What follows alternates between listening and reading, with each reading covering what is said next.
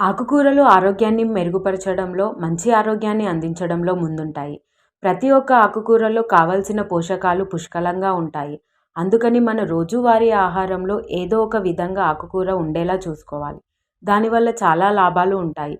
కానీ ఎక్కువ మంది ఆకుకూరలు తినడానికి అంతగా ఇష్టపడరు.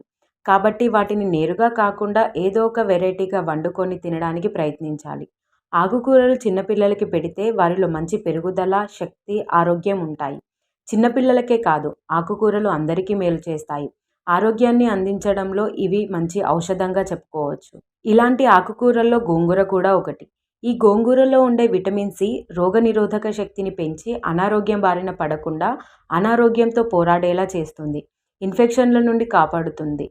గుండె సంబంధిత వ్యాధులకు దివ్యౌషధమని చెప్పవచ్చు. గోంగూరలోని యాంటీ ఆక్సిడెంట్స్ గుండె ఆరోగ్యాన్ని మెరుగుపరచడంలో తోడ్పడతాయి.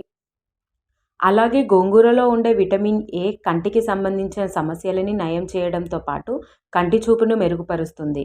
గోంగూర డయాబెటిక్ పేషెంట్లకి మంచి ఔషధంగా చెప్పవచ్చు.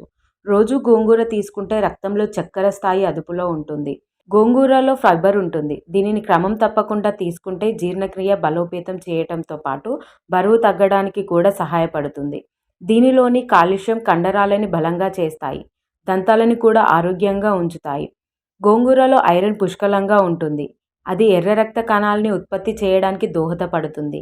ఇన్ని లాభాలు ఉన్న గోంగూరని కనీసం ఒక్క పూటైనా మీ రోజువారీ ఆహారంలో చేర్చుకోండి.